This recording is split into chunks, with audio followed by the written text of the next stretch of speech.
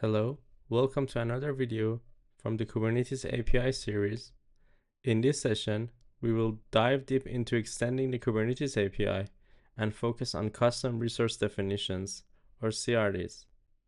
Let's begin. Today, we'll cover the following topics.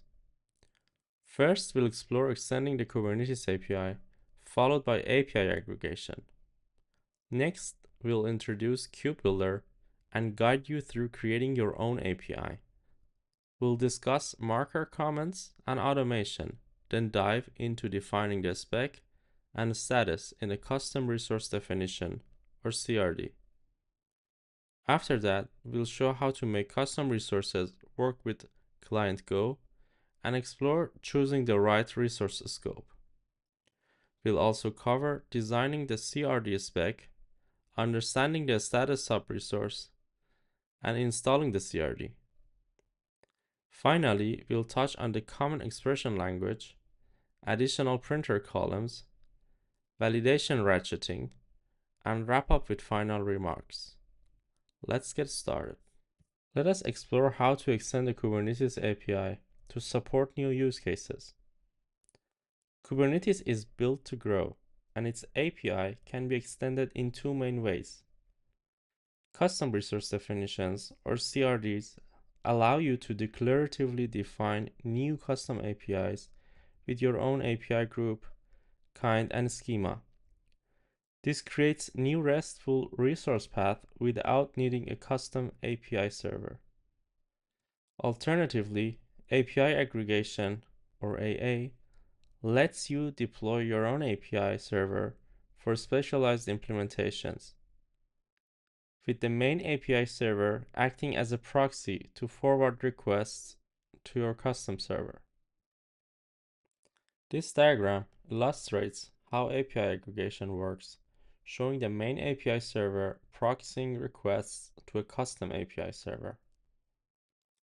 A request is made to APIs/mygroup. The Kube aggregator embedded in the Kube API server forwards the request. The extension API server, registered for APIs/mygroup and typically running as a pod, handles the requests. The extension API server manages etcd storage if needed.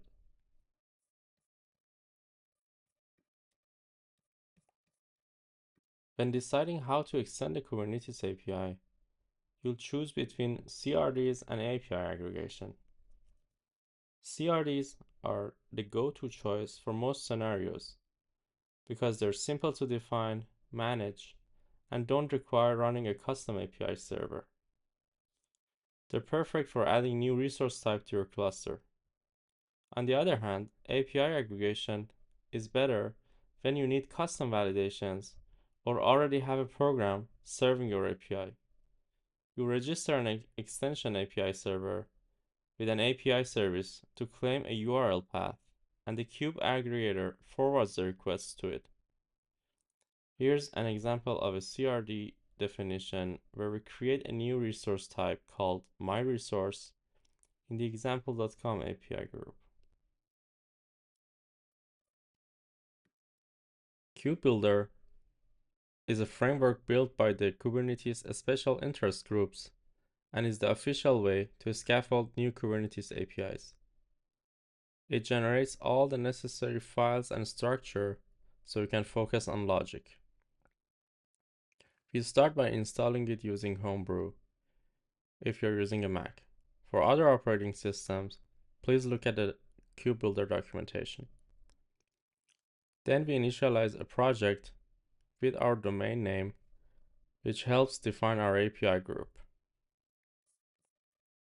Once the project is initialized, we can generate our custom API with group, version, and kind. These define how Kubernetes will organize and recognize your resource. The directory structure generated includes boilerplate files, controller logic, and API definitions. Kubebuilder uses Go comments called marker comments to automate CRD generation. These comments are interpreted by the controller gen tool to define schemas and validations, reducing manual YAML and error. Kubebuilder organizes your project in a predictable way.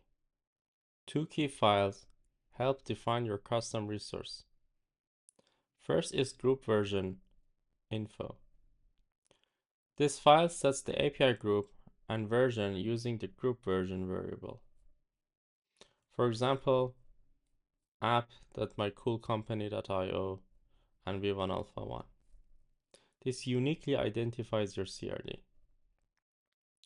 The second file, mykind_types.go, is where your CRD's schema lives. Inside it, you define a spec and status struct that describe the desired and observed state of your resource. For example, spec might contain a field named foo.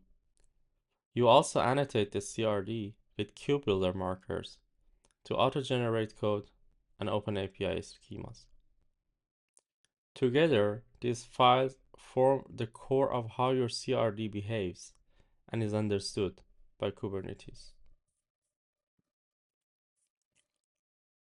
Now that the CRD scaffolding is ready, it's time to define what the resource actually manages.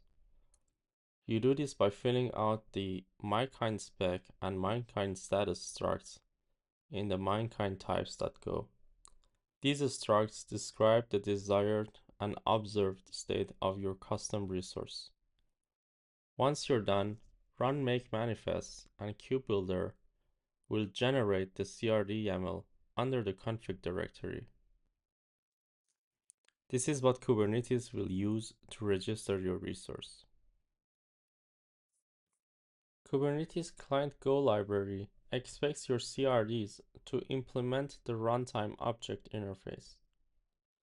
This interface ensures that your objects can be safely encoded, decoded, and copied. Rather than writing the logic yourself, you can use the Kubebuilder root equals true marker.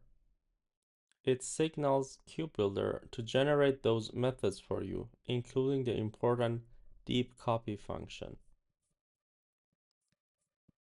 When designing your CRD, consider who will use it and how. If it's meant for cluster-wide use, say by platform admins, define it with a cluster scope. This way, a single resource can manage settings across all namespaces. On the other hand, if it's meant to be namespace specific, perhaps for individual teams, use a namespace scope. Kubebuilder lets you declare this with a simple marker comment. The spec field in your CRD defines what the user can configure. This is the desired state. A well-designed spec provides flexibility while offering safe defaults. Let's look at the cron job example to understand spec design in practice. Taking the cron job example from Kubebuilder, you expose a schedule field that determines when the job should run. You also allow the user to control how many successful or failed jobs are retained, whether the job is suspended, and how concurrent jobs are managed. You can make fields optional by using the optional marker and provide default values using the Kubebuilder default marker. For instance, you might want the jobs to be suspended by default, or allow concurrency policies to be defined only when needed. This approach ensures your API is expressive and ergonomic. The status subresource provides a clean separation between user intent and system observation. You can grant different role-based access permissions for reading or updating the status, making it secure and modular. Updates to spec and status don't interfere with each other, preventing accidental overrides. In designing a CRD, you should always ask who defines the spec and who updates the status. For example, in a cluster-wide resource, platform admins define when and how operations should occur using spec. The controller then fills in the status with last runtime, success, or failure messages. In the cron job example from the Kubebuilder book, the status struct includes two important fields. First, the active field lists all jobs currently running. Second, last schedule time tells us the last time the job was successfully triggered. This gives platform admins real-time visibility into job execution. To enable the status sub-resource, simply add the Kubebuilder marker at the top of your CRD definition. This ensures Kubernetes will treat status as a separate endpoint, letting you manage it independently from the main resource configuration. This is the full root object definition for a cron job resource, complete with status sub-resource enabled. Notice the two Kubebuilder markers at the top. One indicates it's a root object, and the other enables the status sub-resource. With these in place, Kubernetes knows how to handle your resource in a fully native way. Now that you've defined the spec and status for your Kubernetes custom resource, the next step is to run the make generate command. This command triggers controller gen behind the scenes to generate boilerplate code. After generating the necessary code, run make manifest to produce the custom resource definition YAML file. The generated CRD can be applied to your cluster using kubectl, or you can streamline the process by using make install. When you post a CRD to the cluster, the API extension API server validates the requests for conflicts and correctness. It then updates the CRD's status field with the result. This YAML output shows that the CRD was successfully validated and established. The status field confirms that there were no conflicts and that the names were accepted. Let us now introduce the Common Expression Language, or CEL. It's a powerful feature that lets you write validation rules directly inside your Kubernetes custom resource definitions. Since Kubernetes version 1.25, CEL support is available in beta and lets you express constraints clearly and declaratively. Marker Kubebuilder validation X validation rule can be used for this scope. Here's an example on how to make a field immutable using CEL. The validation rule ensures the value of schedule doesn't change after creation. If it does, the update is rejected with a clear error message.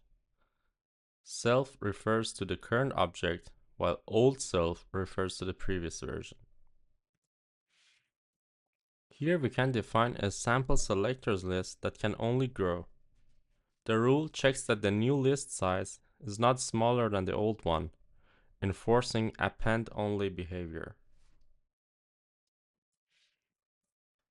Let's look at a simple example of validating a name format using CEL rules. The rule enforces that resource names must start with a specific prefix. You can also validate field content using regex patterns.